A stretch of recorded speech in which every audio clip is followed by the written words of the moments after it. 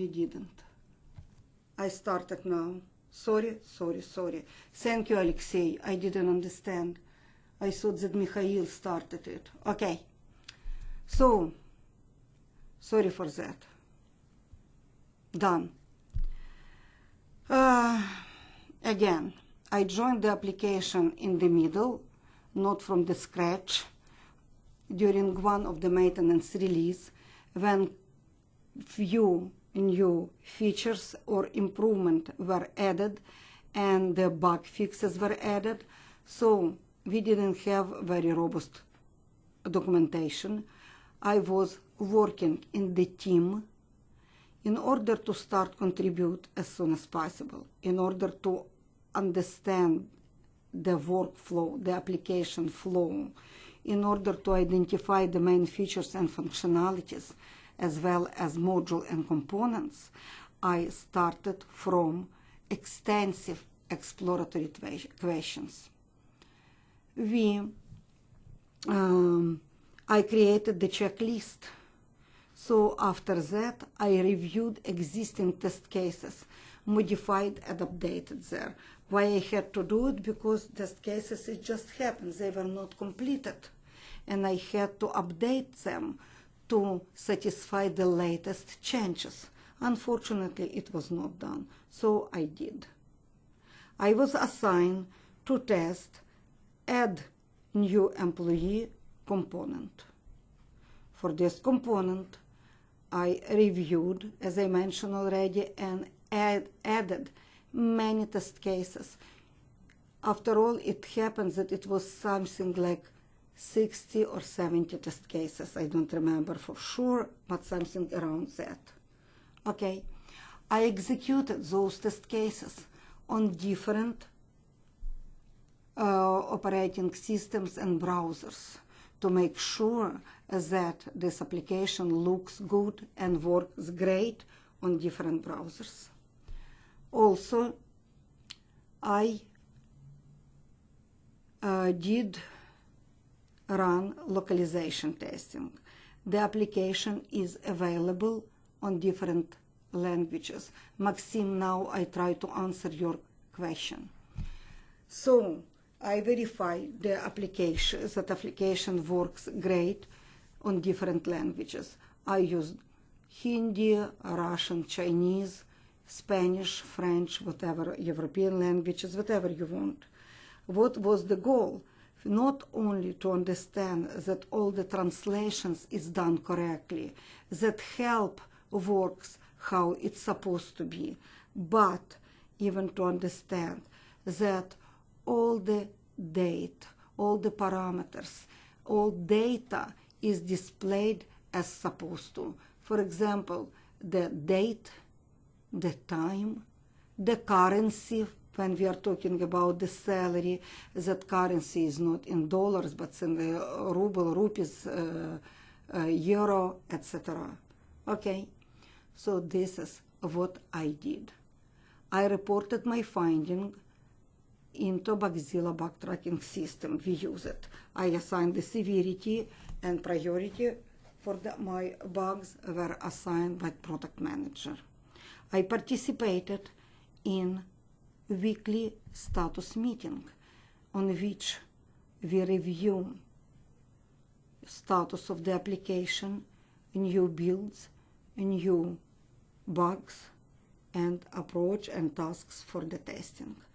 Guys, this is what exactly you or something around that you want to answer on the question, how did you test and what did you test?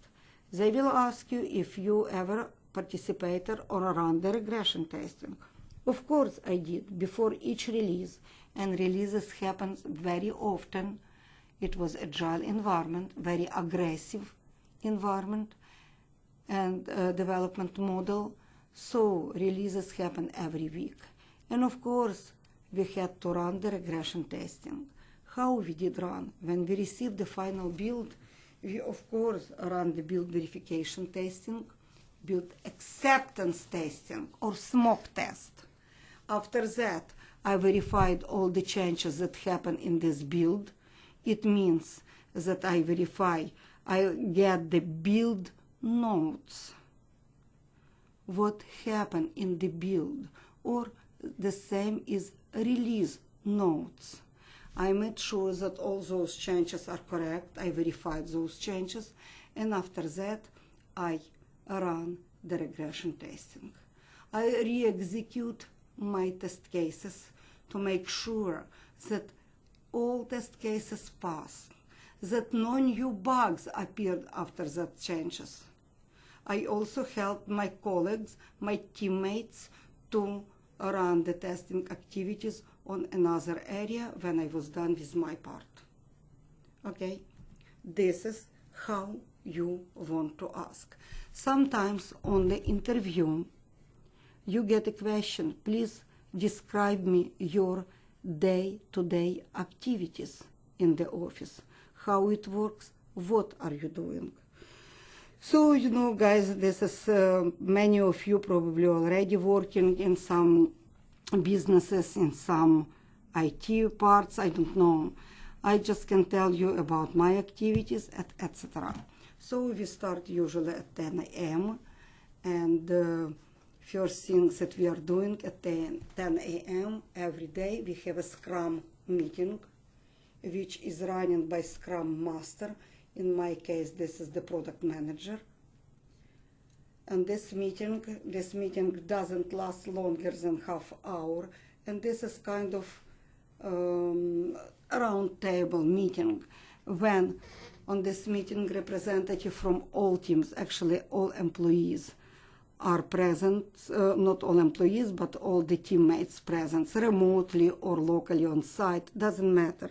But all our teammates are joining this meeting. And a representative from development team, sometimes from project management team. So this is, as I mentioned earlier, a round table meeting, when everyone just telling about what was achieved yesterday, what are plans for today, if we have any dependencies, if we have any plan. Okay, this is what we do in the beginning. If we see some dependencies, for example, I can say that, hey, I wanted to finish testing of the task 1, 2, 3, 4, but it was not done, it was not completed by somebody from development team, so I'm stuck a little bit and I have these dependencies. So we do not discuss now who is guilty, who is not, how to solve it, but we just, let's say after meeting at Janna and this developer Martin, they will get together and we will understand when it can be done, and let's say at 4 p.m. before end of day they can get together again, and it will be the checkpoint meeting about was it done or not. So this is how we have the Scrum meeting every day, no exception. And even if people work from home, and it also happened, we have the policy when at least once a week all employees can work from home. This is their decision what day, and this is very loyal Silicon Valley company, and this is, it happens. Thanks God, it happens. Okay, after that we verify I usually, my day-to-day activities, so after this meeting I verify my emails and of course the Bugzilla, all the fixed, resolved issues. Because if I see the resolved issues and I understand that build is going to come when we can verify those issues, I'm ready to test them, to retest. Or if we have the new feature, I try to understand how to test it. I update the test cases. I am ready for testing. If needed, we have meetings with developers to discuss, to understand those new features or improvement or enhancements, because we all have to be on the same page. This is what also we do. Usually at 1 p.m. from 12 to 2, during sometimes we have a lunch, Every Tuesday we have the bagels, every Thursday we have the fruits, every Friday we have the team lunch. And this is our activities. We work long hours, we work at least 8 hours every day, and it works. So, to answer the question from David, do you have right? Yes, absolutely. You can write, you can work, no one remove this access. Every day, every night, this database for the Orange HRM will be updated. So we have to start over when you create the users, when you do any activities. You have to start over every day because every night it will be cleaned, wiped out. So you can continue work and review and write test cases and enter the bugs into Bugzilla for the Orange HRM. Because when you talk about the projects that you are working, you must, actually not even have, you must to show your passion. You have to talk about this product, about your activities with energy, with enthusiasm, with knowledge of understanding what you did. This is the very, very important. I want to go with you through the questions that one of our students sent. Very, very important and good questions. What is the environment and technology of the application? What language used to write the client part, back-end part? What servers are used for database? And if there are any web services used? What processes, jobs are running on the back end? Somebody who asks these questions is probably very quite technical person who were working in the IT field. So let me try answer those questions. We have the front end as front end for web applications written in HTML, JavaScript. We use we even don't use any Flash here, so that's very simple user interface, right? So HTML, JavaScript. The back end is written in PHP. Let me write it down. PHP. This is the scripting language that we use. Database that we use is Oracle. But for some, we use, I mentioned before, about LAMP technology. So some versions of our application are using the MySQL database. Okay, this is the Orange HRM Professional. When we have the open source, this is the edition, one of the edition of the application, use MySQL. MySQL database. This is not Oracle Express, this is Oracle database. What else they ask? Servers. This is Apache servers on the Linux operating system. Web services. You know, yes, we do use some web services. RESTful web services are using here. REST web services, RESTful web services, and yes, our gray box testers and our white box testers do test REST API for web services. Absolutely. What about the team, Dmitry? Yes, we have quite few QA teams here in Orange HRM. And when I'm talking about myself, I'm working in the team of 7 people, and we are responsible for the open source Orange HRM Professional Open Source Edition. So we have the areas that we are responsible for, but we rotate from time to time. It's very good because we get know the application and everything else. What is the if Oracle SQL developer? I didn't understand this question. So, which tool we use to connect to database? It depends. You can use the Toad. Let me write it. If you use some tool for with the user interface, the very good tool is Toad.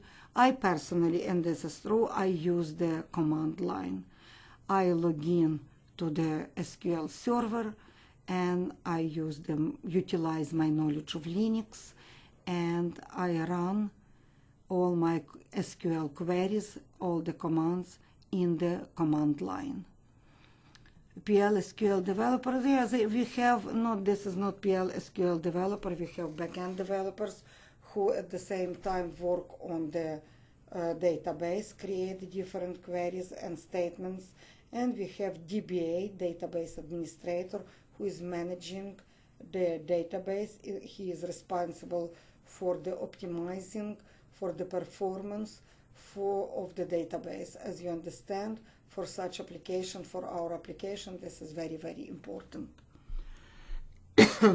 SQL pronounced as SQL, not always. You can use SQL or you can use SQL, MySQL or MySQL. I pronounce it as SQL. No one, it doesn't hurt when you pronounce it SQL or SQL. Question number 2. Do we use any software that manage build versions? I'm sure that Mikhail told you about how do we test, how do we get build, what is the build, what is the version, what is the release. And I'm sure that he told you that technically speaking, build and release and version is the same. So what is the build? When we have thousands, tens of thousands, hundreds of thousands files of the source code, it doesn't mean that our computer can understand them. We have the list, we have bunch of the file. Again, as I mentioned, tens of thousands, sometimes hundreds of thousands, different type of files, PHP files, SQL files, different images, HTML files, JavaScript files, bunch different type, different size, different they organize in different folders and directories. It doesn't mean that computer can understand. In order to convert this code, these thousands of the file, in something that we call the program, the application that computer can understand, the code is compiled. Okay? So this process of the compilation and product of the compilation called build. Okay? So when we get the build, to differentiate, to separate one build from another, we assign the unique identifier, version, the number, name, doesn't matter. This is the version. And if you know, even now when I go to any our tools, you can see, my dear, let's say you go here to the help and you get about. You see the version. This is external version.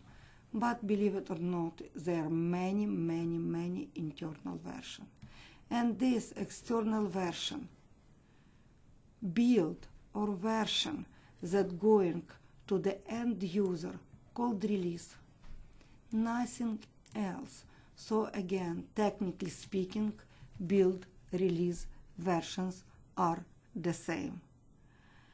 Alexander, you asked the question, Janna, is it correct that we need to know HTML and SQL? You know, my answer will be, the more you know, the better. It never damage anyone to have some tools, some knowledge, some language, some activities that you can use. Do I know them? Yes, I do. Do I use them in my testing activities? Absolutely, because I run not only front-end testing, but back-end testing. In order to run back-end testing, you probably really need to know Unix, Linux. You probably need to know the SQL, because you want to retrieve the data from the database. How you do it? You utilize your knowledge of SQL or SQL. SQL is structured query language.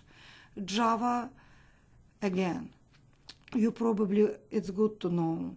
Is it mandatory? No. No, I don't know Java, to be honest. Of course, the more you know, the better. If you don't know it, it's okay. It's okay. It depends what work, job, what positions you are going to hold, and you are going to apply, and you are going to work with. Okay? So, am I run end-to-end testing? Absolutely. Let's say I add new employee. I want to tell you regarding our application, Orange HRM. I test the component adding new employee. I do add on the front end here on the page when you add the employee, okay, I do add what happened. Admin password. Who changed the? Okay, no one changed. I just go to admin. I go to users. I want to add. I just press. I add something here. So now I created the new employee. It means that I created a new record in the database. I really would like to verify, did I add good record? Was this employee all data about this employee? Name, username, status, password? Was it what is the role of this employee? Was it added to the database? Believe it or not, I log in to the database and I run the select query. Select information from database, whatever, from table, users or employees, where first name equals Janna, something like that. I retrieve the data. After that, I verify the records in the log file. In order to do it, I have to log in to the back-end server, and I utilize now my knowledge of the Linux when I can open the file, that I can search for appropriate string, that I can see what happened. So, this is, it never hurts, you know, to know. The more you know, the better. We started to talk about the build and versions. How do we manage? What the source control, build control, source control tool or version control tool we use? We use something that's called GitHub. You probably heard about this. There are different tools, absolutely different. SVN, CVN, this is the older. Now the GitHub, this is the cloud application, which is very popular for the version controls. How it works: developers create the code or modify the code or fix the code, whatever, edit the code on their development environment, which called sandbox, and I probably told you about it on the first session. They commit or check in the code into Git repository.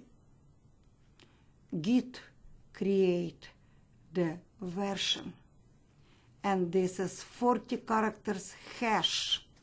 You have probably heard the word hash because you know that security is very important.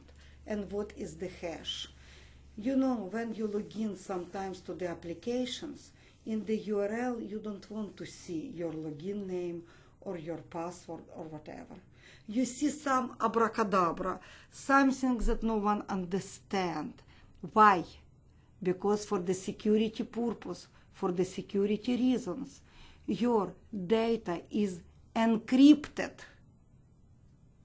It's encrypted that no one could hack your account, could reach your account.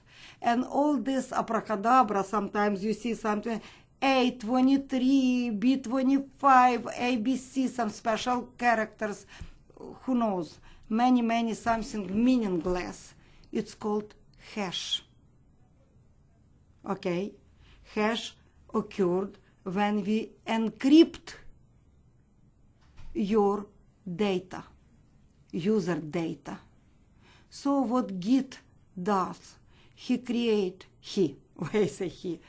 when a developer commit or check in the code into Git repository, Git assign the 40 characters, 40, not 14, but 40 characters hash to each build, and this is the version. Of course, you can have, and we have, because you don't want to operate with something 40 characters meaningless type of data. So we have this, we have our internal versions for each build number, let's say, we have, and this is how we work. So for the source control, for the version control, we use GitHub. This is, I try to answer your questions. Another question, what tool we use to share our documents and test cases between the team members? We have inside internal wiki tool when we share the documents. Another tool that we use is Google Doc. Very convenient, very good. All people of the team have access, and we store there in different folders. We store our documentation, including the test cases, including the reports of our work. Does your company use Bugzilla as bug tracking system? Absolutely. This is the good question. If you still go to the Google and will try to search for the most useful or most often used bug tracking system, you will see Bugzilla on the first place. It's very simple. Why? Because it's open source, free, because it's very easy to use and you can see it, because it's very easy to sort out data, to filter data, to create reports and other things. Yes, we are working in Agile. And currently in bug tracking system, we do not track only bugs. We manage our application via bug tracking system. And now, for example, Jira, they don't call themselves bug tracking system. They call themselves as a management tool. Okay? They call themselves management tool. And they don't say that we have bug number 325, bug number 400. We use tickets. And tickets can be absolutely different. It can be task, it can be really bug, it can be user story, it can be epic. Because in Agile, all those terminology is used. Now, So this is, I try to answer the question. Yes, we used Bugzilla for quite long time, really long time, when actually new manager came and he wanted to have something more modern. We started to use Jira. What is better? It depends on the needs. Jira is expensive commercial tool. You get what you pay for, and it's really you buy the license for appropriate amount of people, and as soon as you want to add the new one up to 10 people, it's not costly. You pay per month. Okay, differently. You purchase the license and then you pay for support monthly. And as soon as you add 11, the price is jumping to thousands. If you have for 10 people something 300 something, as soon as you add number 11, you start to pay 800, 900. So this is expensive. If you have money, why not? By the way, I recommend you to look for the Jira as well. It's very popular, and if you are going to add to your resume something that you use the Jira, I will not mind. Why? You actually can have the free trial. You can read about it, and at least please read about what the difference. No, I do not write test cases in Jira, and I don't write only bugs. We write and track in Jira all changes in the application.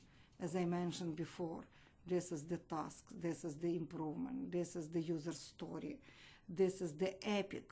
All those things that I mentioned now are issues that we manage and track in Jira.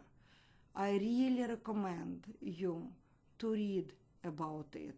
We had the situation when one lady said, yes, I use Jira, and immediately was caught. Oh, you use Jira? So tell me, please, what is the difference between Epic and user story? I recommend you go to Jira and go to the elements and please review what it is. So this is the things that I wanted to answer. What else the questions is? What kind of gray box testing could be an example? Because Mikhail said that 80% of the web app testing is gray box. So, my dear, what did you do? Of course, regarding our application, this is kind of management, resource management application for human resources. It would be great if you can say that you run some backend testing, considering that you retrieve the data from the database, that you run very simple select query. When you, let's say, update the record of for the employee on the front end, you just run select query in SQL to understand that the records in the table was updated. This is one of the example of gray box testing. You will not lose contact with me. I'm still working here, and I will be happy to answer your question if this is needed. Okay, I just go through the Skype now and try to answer the questions. I hope that I answered the question about localization. Okay, equivalence classes. It's not about localization or internalization at all.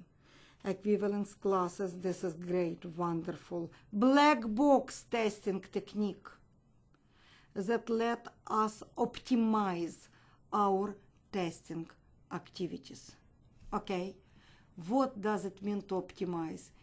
Instead of verifying each and any value, we just say that, let's say we have some classes, we divide our activities to some classes.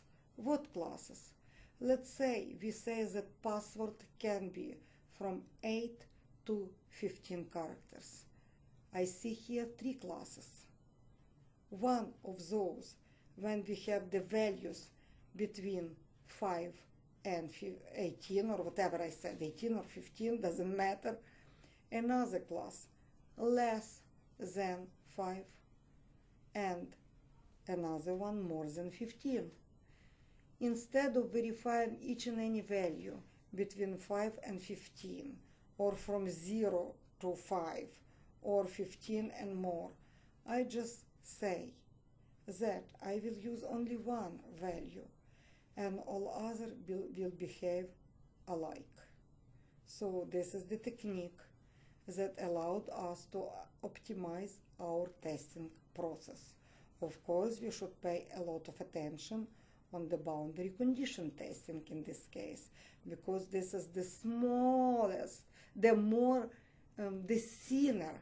thinnest part, the most narrow place, the place when there is the high probability to have a bug. So for this case that I just mentioned, how many test cases we have?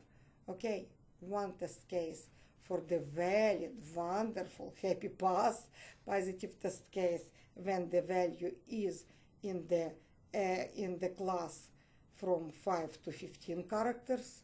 Another test case, second test case, less than 5. Third test case, more than 15. Fourth test case, the boundary condition, the border values, 5. Another one, fifth test case, border value 15. Another test case, near 5, 4, and 6, and 2 more, 14 and 16. Using all those test cases will cover absolutely all value in valid and invalid or expected and unexpected areas, classes. This is how you are doing. When we put experience, if they ask about recommendations, you will talk to Mikhail about this and he will provide all the feedback. Yes, we provide references and I'm one of those who does provide a reference for our students. Mikhail will give you very detailed explanations about that when we are talking about the job search and how to create the resume and what to do. You will be covered that. How performance testing is done, which tool is used. This is, I just again read the wonderful questions from one of our students. I am excited to see such questions. Guys, you are amazing. Who wrote this, I admire. Thank you. So, performance testing is done. Yes, performance testing. Is it functional testing? I really want to see your answers. Is performance testing functional or non-functional? Hey, who can answer? Non-functional. Wonderful.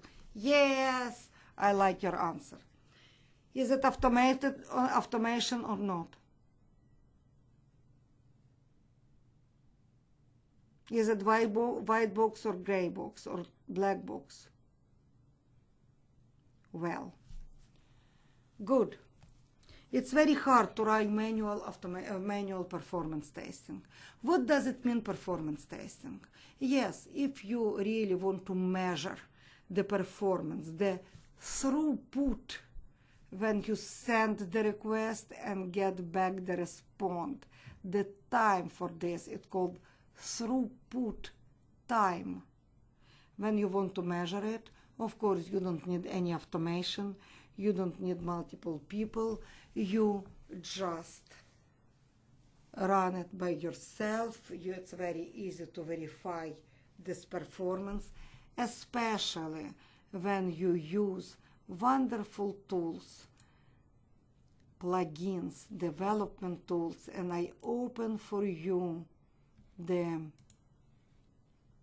oh my God, what I did, I don't know, the Firefox. Because even if you learn the Selenium, you have to understand that Selenium IDE, first one, was implemented for Firefox. And this is the simple plugin for the Firefox. You have to use some plugin tools that called Firebug. Amazing, you must. Okay, guys, you must have it. How to get it? You go to our toolbar, to the menu, and you see here add-ons. When you open, you have to write here Firebug, and you will get it. So Firebug is the plugin for the Firefox. And here, when you open it, it shows absolutely all requests, post, get, put, everything, and respond. And in the end, you can see the timeline. So to measure the throughput, you just see here that for each call, we have the time.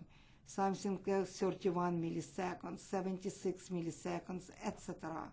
Okay? This is the great tool that I use non-stop. Even more, when you see something doesn't work, you press on some link, you click on some button, you do something and it doesn't work. So you have to, you see sometimes. So please go to Firefox and install the Firebug file. Okay? This is the, again, add-on plugin for the, for our, okay, this is the guy. This is must. You can select the location. So please do it.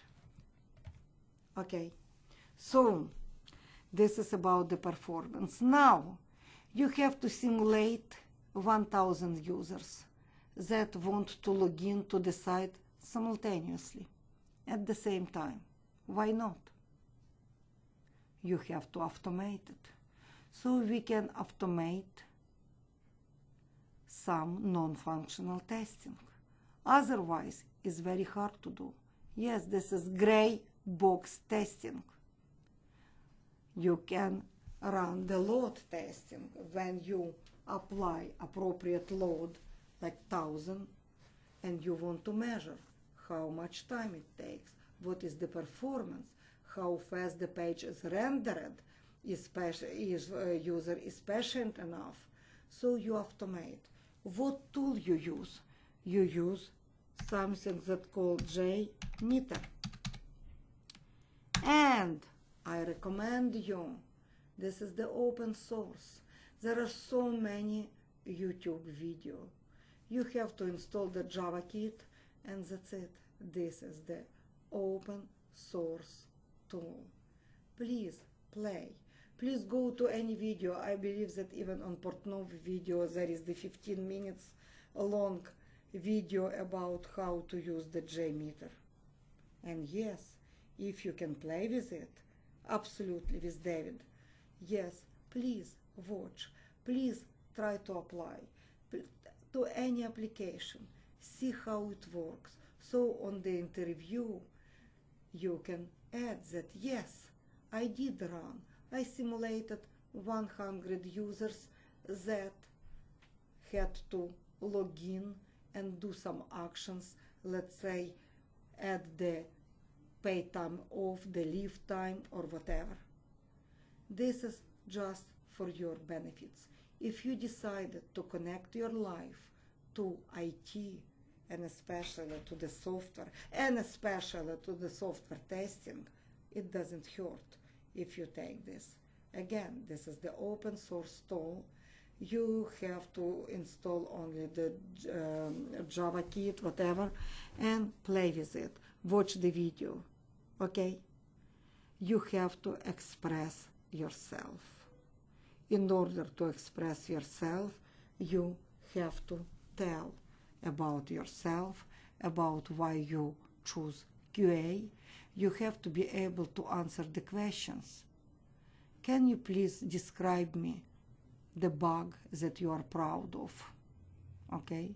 Can you please describe me the bug that is on the top of your head?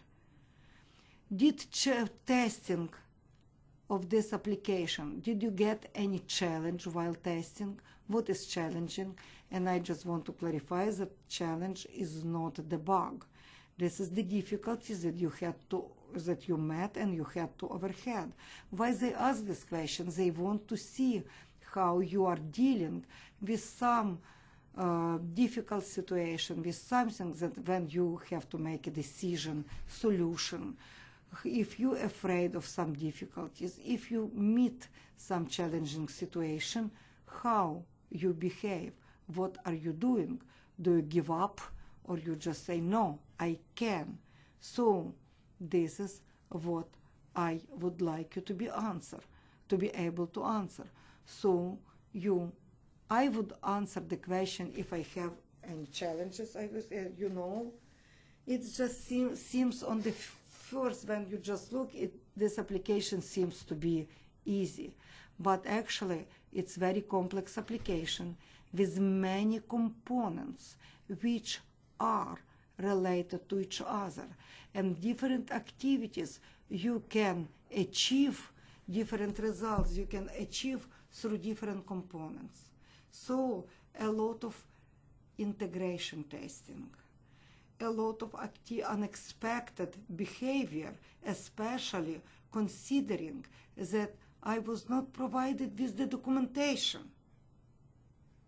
So it was quite challenging to understand all the things, how different modules, different components work to each other, what is the permissions and what are the privileges of the users with different roles. How did I do it? I ran the exploratory testing.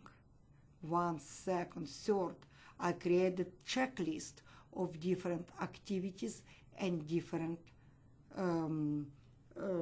behavior.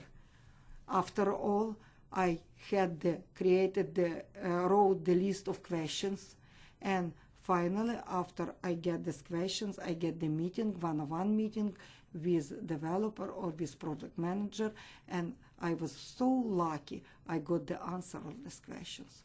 So now I feel like a guru. I feel really good. I feel like a reference for this application and for this project. This is how I overcome and how those challenges. Okay, my dear. So, on resume, should we say, is the class process a real project? It again question to Mikhail. And what would you suggest? I see that this question is repeated again. What would you suggest us to learn after this course? Guys, the more you know, the better. It's not, we have a lot of videos. We have the video session about the Selenium from our great, wonderful, amazing instructor, Ele. So why not? HTML, this is the piece of cake, and I'm sure that you have access. We already were talking about portnov.com, data, Olga, let me walk you through. So it will be portnov.com, data, Olga. So if you go there, login is the same as you know. And you see here day, and you see here all the stuff and about SQA and about technology. You see the presentation, PowerPoint presentation, HTML, JMeter, by the way, JavaScript, networking, SQL, virtual machines, web testing, XML. Please use it. Please read it. You cannot imagine, even after once reading, you will get so much new knowledge and information. It's very helpful. It's very helpful and amazing how you can get all the stuff. Yes, let me share this link with you. Absolutely. Please do it. Now, we were talking about compatibility. I'm not sure if you had the chance to see whatever I shared with you on my folder. This one, even let me go back, because here I have a lot of test cases. And I don't remember if I showed you or not. I did probably. I added here even some compatibility. Okay. This is my test cases for my project. Let me increase make some zoom on. And you can see here again purpose, prerequisites, procedures. And what I added here, I told you that we probably have to run, not probably, for sure, we have to run cross browsers, cross platforms testing to make sure that our application is compatible with all supported browsers operating system. The key word here was supported. I cannot say it's compatible and it's supported by all and any browsers. No way. It's not possible. We cannot support Internet Explorer 7, which is out of date. We cannot support, let's say, Opera, which is almost not used in United States. We don't have so much money. We don't have so much resources. We don't have so many hands to do it. We do work and make sure that our applications is compatible to supported browsers. So instead of having separate compatibility metrics, I added here whatever we support. I added here, and when I run on different operating system browser, I just put here pass fail. Here I had different yes, no, it's understanding. But what I wanted to tell you, and when you have to, if you will ask what metrics you used, you can say, yes, I use the compatibility matrix. What is the matrix? Simply table. Table. When I manage all these things, when I compare. What else metrics you used? You use the requirements. Requirements matrix. When you have requirement number 1, 104 test cases, so many pass, so many fail, so many run. So different metrics are also the documents for the testing documentation. And after all, I really wanted to share with you some test cases that you created, and I received the email today. So amazing, great, wonderful, very nice format of test cases. Here, let me zoom and show. Yes. Test case number 1. Why test suite? I don't know. I don't know from where you took the test suite, but it's okay. New employee adding. I agree. Precondition, valid existing. I don't understand what doesn't mean valid and existing. Seriously. I would add my precondition is admin user is logged in. That's it. Valid, existing. I believe that this is the same. So what is interesting, and when I decided to share with you this particular work, as you see, we have the steps: navigate, select, enter data, employee ID, assign automatically, click button save. And here, my dear, you can see the expected results are also for each step.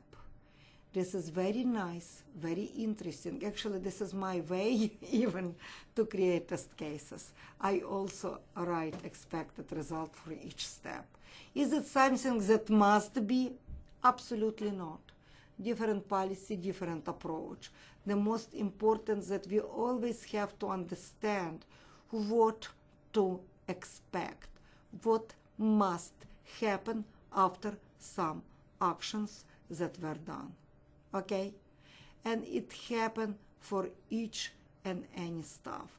Here I like another test case, and this is also not typical approach, not typical way. In one test case, this guy, this person, this tester verify all the elements, all the cases for required fields. So, as you see here, you decide all fields are empty. Here, only last name is empty. Here is first name empty.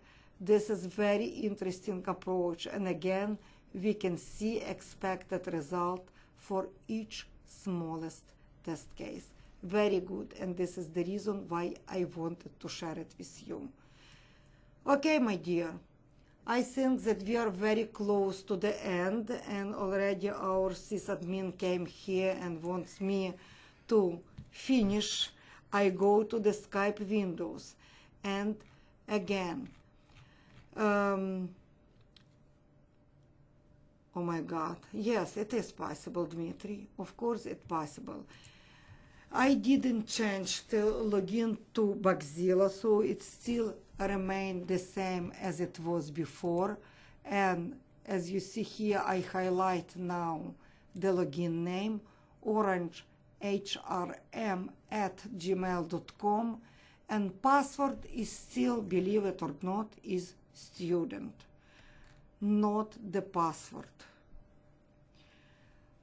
For the Orange HRM application, yes, login name is admin, the password is password. And yes, even thought that we are finishing our meetings today, our formal meetings, you still have access to this application. You still have access to Bugzilla. Please work with it. Please create test cases. Again, I will try to review, to look. Even today, I open much more information for you and that I wanted to share, but always not enough time.